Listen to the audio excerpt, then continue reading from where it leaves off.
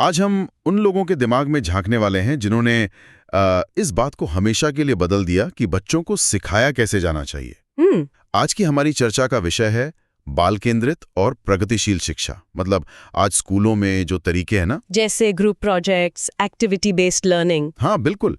तो ये सब आइडियाज आखिर आए कहाँ से? हमारे पास जो स्रोत हैं वो कुछ ऐसे ही क्रांतिकारी शिक्षाविदों के विचारों का निचोड़ है। बिल्कुल। और इस पूरी बातचीत का मिशन ये समझना है कि शिक्षा का जो फोकस है वो टीचर क्या पढ़ा रहा है इससे हटकर बच्चा असर में सीख कैसे रहा है पर कैसे आया। अच्छा। इन सभी विचारकों की एक बात आप कह सकती हैं कॉमन थी। उन्होंने कहा कि बच्चे कोई खाली बर्तन या खाली स्लेट नहीं है जिनमें बस जानकारी भरनी है। एग्जैक्टली बल्कि वो अपने ज्ञान के एक्टिव क्रिएटर्स हैं। वो अपने अनुभवों से खुद सीखते हैं। हम देखेंगे कि कैसे इस एक आइडिया को किसी ने समाज से जोड़ा, किसी ने खेल से, तो किसी ने बच्चे की 5 इंद्रियों से। ठीक है, तो चलिए इसे खोलकर समझते हैं। शुरुआत करते हैं उस नाम से जिसे शायद सबने सुना होगा, जीन पियाजे। पियाजे। उनका सबसे बड़ा आइडिया था बच्चे नन्हे वैज्ञानिक हैं जो ज्ञान का निर्माण खुद करते हैं। सुनने में तो ये बहुत अच्छा लगता है, लेकिन एक क्लासरूम के अंदर इसका असल में मतलब क्या होता है? देखिए, ये शिक्षा की दुनिया में एक भूचाल जैसा था।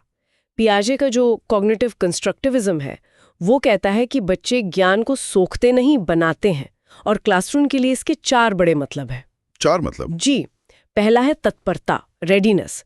पियाजे का मानना था कि आप बच्चे को कुछ भी तब तक नहीं सिखा सकते जब तक उसका दिमाग मतलब जैविक रूप से उसके लिए तैयार ना हो। जैसे आप एक 6 महीने के बच्चे को चलना नहीं सिखा सकते, वैसे ही आप एक 5 साल के बच्चे को एब्स्ट्रैक्ट मैथ्स नहीं सिखा सकते। एक मिनट, लेकिन क्या ये तैयार होने का इंतजार करना एक तरह का बहाना नहीं बन सकता, खासकर भारत जैसे कॉम्पिटिटिव माहौल में जहां हर कोई रेस में आगे रहना चाहता है? क्या हम बच्चों को ये कहकर पीछे छोड़ने का जोखिम उठा सकते हैं कि अभी तुम तैयार नहीं हो? ये एक बहुत ही वाजिब सवाल है और इस पर आज भी बहस होती है। पियाजे का मतलब ये नहीं था कि हम कोशिश ही ना करें। उनका मतलब था कि जबरदस्ती रटाना व्यर्थ है। ओके। और इसी से जुड़ा उनका दूसरा सिद्धांत है खोजपूर्ण अधिगम, मतलब डिस्कवरी लर्निंग। अच्छा। उनकी क्लास में बच्चे चुपचाप बैठकर टीचर की बातें नहीं सुनते। वे चीजों से खेलते हैं, उन्हें तोड़ते जोड़ते हैं, प्रयोग करते हैं और अपने नियम खुद बनाते हैं। तो फिर टीचर क्या करेगा? बस बैठकर देखेगा? नहीं, बिल्कुल नहीं। यहीं पर टीचर की भूमिका और ज्यादा मुश्किल हो जाती है। पियाजे के हिसाब से टीचर एक लेक्चरर नहीं बल्कि एक फैसिलिटेटर है, एक गाइड। मतलब ज्ञान देना नहीं, बस सीखने का माहौल बनाना है। और यहीं पर उनका तीसरा आइडिया आता है, व्यक्तिगत शिक्षा। वो मानते थे कि हर बच्चे के दिमाग के विकास की रफ्तार अलग है। हाँ, ये तो है। लेव वाइगोट्स्की की एंट्री होती है। आपने बिल्कुल सही पॉइंट पकड़ा। पियाजे का फोकस बच्चे के दिमाग पर था जो अकेले दुनिया को समझ रहा है। वाइगोट्स्की ने आकर कहा, रुको, बच्चा अकेला नहीं है, उसका समाज, उसकी संस्कृति, उसके दोस्त कहाँ हैं? तो उनका मूल मंत्र क्या था? उनका मूल मंत्र था सीखना एक सामाजिक गतिविधि है। हम अकेले नहीं बल्कि दूसरों के साथ बातचीत करके सीखते हैं। तो वाइगोट्स्की की क्लासरूम में बच्चे ग्रुप्स में बैठे होंगे, बहस कर रहे होंगे, लेकिन क्या ग्रुप में काम करना हमेशा फायदेमंद होता है? मतलब? मैंने तो अक्सर देखा है कि ग्रुप प्रोजेक्ट में 1-2 बच्चा सारा काम करते हैं और बाकी सब बस मजे करते हैं। वाइगोट्स्की इस समस्या को कैसे देखते थे? देखिए, ये एक बहुत बड़ी व्यवहारिक चुनौती है। वाइगोट्स्की का जो सहयोगात्मक अधिगम है, कोऑपरेटिव लर्निंग, वो सिर्फ बच्चों को एक साथ बिठा देना नहीं है। तो फिर? इसके लिए टीचर को बहुत मेहनत करनी पड़ती है। ये पक्का करना होता है कि हर कोई योगदान दे। और यहीं पर उनका सबसे शक्तिशाली आइडिया आता है, स्कैफोल्डिंग। स्कैफोल्डिंग जैसे किसी बिल्डिंग को बनाने के लिए बाहर से जो ढांचा लगाया जाता है, वो? एकदम सही। सोचिए, बच्चा एक मुश्किल सवाल हल करने की कोशिश कर रहा है। टीचर उसे सीधा जवाब नहीं बताएगा, वो उसे बस हल्का सा इशारा देगा, एक छोटा सा हिंट। जैसे पूछ लेगा, अच्छा इसके बाद अगला स्टेप क्या हो सकता है, या क्या तुमने इस फॉर्मूले के बारे में सोचा है? ये जो अस्थायी मदद है ना, जो बच्चे को सही दिशा में धकेलती है, यही स्कैफोल्डिंग है। और फिर उसे हटा लिया जाता है? बिल्कुल। जैसे ही बच्चा सीख जाता है, ये ढांचा हटा लिया जाता है। वाइगोट्स्की ने मिश्रित आयु समूह का भी समर्थन किया, जहां कम जानने वाले बच्चे अपने से ज्यादा जानने वाले दोस्तों को देखकर सीखते हैं। ठीक है, तो पियाजे का अकेला वैज्ञानिक, वाइगोट्स्की का सोशल लर्नर। अब आते हैं जेरोम ब्रूनर पर। ब्रूनर। हमारे स्रोत कहते हैं कि ब्रूनर पियाजे से सहमत तो थे, लेकिन उन्हें ये सही समय का इंतजार करने वाली बात बिल्कुल पसंद नहीं थी। हाँ, वो इसके खिलाफ थे। उनका एक बहुत मशहूर कोट है, किसी भी बच्चे को किसी भी उम्र में कोई भी विषय ईमानदारी से सिखाया जा सकता है। एक मिनट, इसका मतलब है कि मैं पहली क्लास के बच्चे को क्वांटम फिजिक्स पढ़ा सकता हूं, अगर मेरा तरीका सही हो। ये तो सुनने में थोड़ा अजीब लगता है। हाँ, ये सुनने में जितना क्रांतिकारी लगता है उतना ही शक्तिशाली भी है। ब्रूनर का कहना था कि हमें बच्चे के दिमाग के बड़े होने का इंतजार नहीं करना, हमें कॉन्सेप्ट को बच्चे के दिमाग के लेवल पर लाना होगा। और इसके लिए उन्होंने क्या तरीके दिए? इसके लिए उन्होंने 2 जबरदस्त आइडिया दिए। पहला तो वही है जिसकी बात पियाजे ने की, खोज अधिगम, डिस्कवरी लर्निंग। इसका कोई मजेदार उदाहरण है हमारे पास? स्रोत में एक क्लासिक उदाहरण है। बच्चे को ये नियम रटाने के बजाय कि त्रिभुज के तीनों कोणों का योग 180 डिग्री होता है, जो हम सब रटते हैं। हाँ, तो रटाने के बजाय टीचर उसे कैंची और कागज देता है। बच्चा 10 अलग अलग तरह के त्रिभुज काटता है, उनके कोनों को फाड़कर एक साथ जोड़ता है और हर बार देखता है फिर वे मिलकर एक सीधी रेखा यानी 180 डिग्री बना रहे हैं। अरे वाह! ये ज्ञान वो जिंदगी में कभी नहीं भूलेगा। मुझे याद है स्कूल में हमें ये नियम रटाया गया था और मैं हमेशा भूल जाता था। अगर मुझे खुद खोजने का मौका मिलता तो शायद मैं इसे कभी नहीं भूलता। कमाल है। और उनका दूसरा बड़ा आइडिया, सर्पिल पाठ्यक्रम, स्पाइरल करिकुलम, ये क्या चीज़ है? ये ब्रूनर के उसी कुछ भी सिखा सकते हैं वाले आइडिया से जुड़ा है। इसका मतलब है कि एक ही टॉपिक को बच्चे को बार बार पढ़ाया जाता है। बार बार? हाँ, लेकिन हर साल उसकी गहराई और जटिलता बढ़ती जाती है, ठीक एक स्प्रिंग या सर्पिल की तरह। कोई उदाहरण?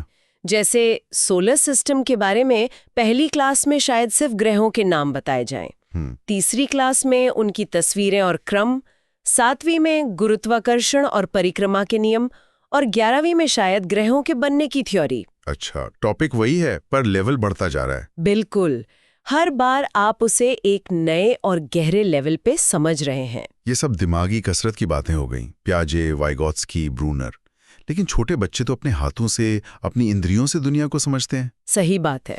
क्या किसी ने इस बात पर भी ध्यान दिया कि सीखने के लिए छूना, महसूस करना, सूंघना कितना जरूरी है? बिल्कुल, और यहीं पर हमारी चर्चा एक बहुत ही व्यावहारिक और कह सकते हैं संवेदी मोड़ लेती है, मारिया मोंटेसरी के साथ। मोंटेसरी इटली की पहली महिला डॉक्टर थीं और उन्होंने मानसिक रूप से अक्षम बच्चों के साथ काम करते हुए पाया कि वे अपनी इंद्रियों देखकर, सुनकर, छूकर सबसे अच्छा सीखते हैं।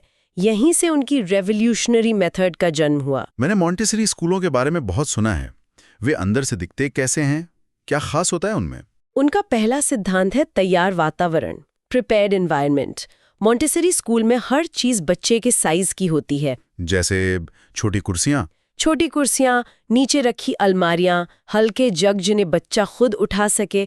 मकसद ये है कि बच्चा आत्मनिर्भर बने, उसे हर चीज के लिए बड़ों पर निर्भर न रहना पड़े। और वहाँ का सामान भी कुछ खास होता है ना? स्रोत में स्वशिक्षा और उपदेशात्मक उपकरण जैसी बातें लिखी हैं। जी, दूसरा सिद्धांत है स्वशिक्षा या ऑटो एजुकेशन। मोंटेसरी के ज्यादातर उपकरण सेल्फ करेक्टिंग होते हैं। सेल्फ करेक्टिंग मतलब अगर बच्चा कोई गलती करता है तो उसे उपकरण से ही पता चल जाता है, टीचर को आके बताने की जरूरत नहीं पड़ती। अरे वाह, मतलब खिलौना ही बच्चे का टीचर है। ये तो कमाल का आइडिया है। बिल्कुल, जैसे अलग अलग मोटाई के सिलेंडरों को सही खांचे में डालने वाला एक खिलौना है। अगर कोई सिलेंडर गलत खांचे में डाला गया तो वो फिट ही नहीं होगा या कोई एक खांचा खाली रह जाएगा। तो बच्चे को तुरंत अपनी गलती पता चल जाती है। हाँ, और वो उसे खुद सुधारता है। इन खास डिजाइन किए गए उपकरणों को उपदेशात्मक उपकरण या डिडैक्टिक एपरेटस कहते हैं, जिनसे गणित, भाषा और विज्ञान जैसे मुश्किल विषय भी खेल खेल में सिखाए जाते हैं। मोंटेसरी के बाद अब एक ऐसे नाम पर आते हैं जिसने दुनिया के प्ले स्कूलों को एक नया नाम दिया, किंडरगार्टन। फ्रेडरिक फ्रॉइबल। किंडरगार्टन यानी बच्चों का बगीचा। ये मेटाफर ही कितना खूबसूरत है। ये सिर्फ एक मेटाफर नहीं, फ्रोबेल के पूरे दर्शन का सार है। इस बगीचे में बच्चा एक नन्हा पौधा है और शिक्षक एक माली। और माली पौधे को खींचकर लंबा नहीं करता। बिल्कुल, वो बस उसे बढ़ने के लिए सही माहौल, खाद, पानी और प्यार देता है। फ्रोइबल के दर्शन का केंद्र था खेल। आज के दौर में जहां माँ बाप को लगता है कि बच्चा खेलकर समय बर्बाद कर रहा है, वहीं फ्रोइबल ने कहा था खेल बच्चे के विकास का उच्चतम स्तर है।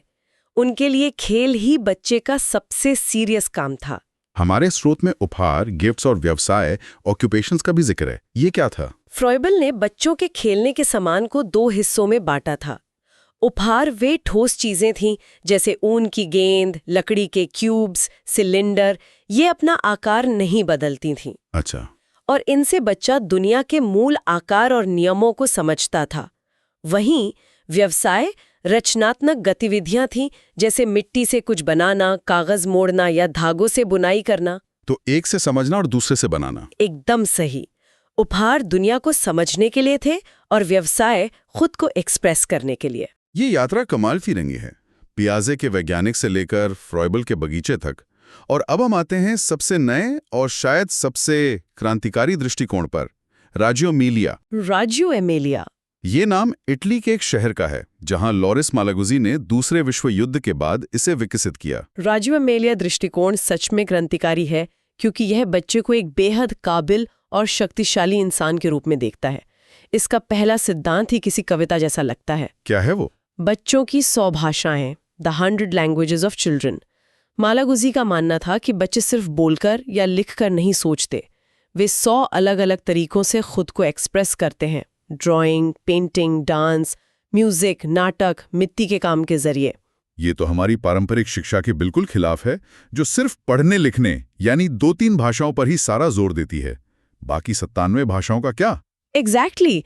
राजियो एमिलिया कहता है कि स्कूल का काम इन सभी 100 भाषाओं को पहचानना, सम्मान देना और उन्हें विकसित होने का मौका देना है। कमाल है। इसका दूसरा सिद्धांत भी उतना ही दिलचस्प है। वातावरण तीसरा शिक्षक है। Environment as the third teacher. तीसरा शिक्षक? तो पहले 2 कौन है? पहले शिक्षक है माता पिता, दूसरे हैं स्कूल के टीचर्स, और तीसरा और बहुत जरूरी शिक्षक है स्कूल का माहौल। क्लासरूम कैसा दिखता है, उसमें रोशनी कैसी है, दीवारें कैसी हैं, सामान कैसे रखा है। मतलब? राजियो एमिलिया का मानना है कि सीखने की जगह बदसूरत और बोरिंग नहीं हो सकती। उसे सुंदर, प्रेरणा देने वाली और आरामदायक होना चाहिए, क्योंकि बच्चे दीवारों से भी सीखते हैं। और जहां तक सिलेबस की बात है, स्रोत बताता है कि वो पहले से तय नहीं होता। जी नहीं, बल्कि बच्चों की दिलचस्पी से निकलता है। जी हाँ, ये उसका तीसरा सिद्धांत है, प्रोजेक्ट आधारित शिक्षा। अगर बच्चों को अचानक बारिश में दिलचस्पी हो जाती है तो अगले कुछ हफ्तों का पूरा करिकुलम बारिश के इर्द गिर्द घूमता है। वाह। वे बारिश पर कविता लिखेंगे, बादल बनाएंगे, पानी के चक्र को समझेंगे, बारिश की आवाज रिकॉर्ड करेंगे। सीखना बच्चों की जिज्ञासा से शुरू होता है, किताब के चैप्टर से नहीं। और वो जो भी काम करते हैं उसे डिस्प्ले किया जाता है। हाँ, उसे प्रलेखन या डॉक्यूमेंटेशन कहते हैं। तस्वीरों, नोट्स, वीडियो के साथ दीवारों पर लगाया जाता है ताकि बच्चे अपनी सीखने की यात्रा को देख सकें। तो आज हमने शिक्षा के इन महान वास्तुकारों के विचारों को समझा। पियाजे का नन्हा वैज्ञानिक, वाइगोत्स्की का सामाजिक शिक्षार्थी, फ्रोबल का खेल ही काम है का विचार, मॉन्टेसरी की इंद्रियों से शिक्षा और राजियो एमिलिया की 100 भाषाएं। ये सब सुनने में बहुत अलग अलग लगते हैं, लेकिन इन सब में एक धागा कॉमन है। बिल्कुल, और वो धागा ये है कि इन सभी ने हमें बच्चे को एक कमजोर, नासमझ प्राणी की तरह देखने के बजाय एक काबिल, जिज्ञासु और शक्तिशाली इंसान के रूप में देखने की नजर दी। इन सभी विचारों का निचोड़ ये नहीं है कि हमें बच्चों को बस प्यार करना है, बल्कि ये है कि पारंपरिक स्कूल का ढांचा, जहां शिक्षक बोलता है और बच्चे चुपचाप सुनते हैं, वो बच्चे की सीखने की प्राकृतिक प्रक्रिया के पूरी तरह खिलाफ है। सही बात है। इन सभी ने एक ही बात कही, स्कूल को बच्चे के दिमाग के हिसाब से बदलना होगा, न कि बच्चे को स्कूल के नियमों में ढालना होगा। और इसी के साथ आज की ये गहरी छानबीन एक बहुत जरूरी सवाल पर आकर रुकती है। वो सवाल ये है कि आज की दुनिया में जहां सब कुछ मानकीकृत परीक्षण, मतलब स्टैंडर्डाइज्ड टेस्ट्स, सिलेबस पूरा करने और नंबरों की दौड़ पर टिका है, ऐसी दुनिया में हम बच्चों की इन 100 भाषाओं के लिए जगह कैसे बना सकते हैं? और हम फ्रॉइबल के इस विचार का सम्मान कैसे कर सकते हैं कि खेल ही बचपन का सबसे गंभीर काम है?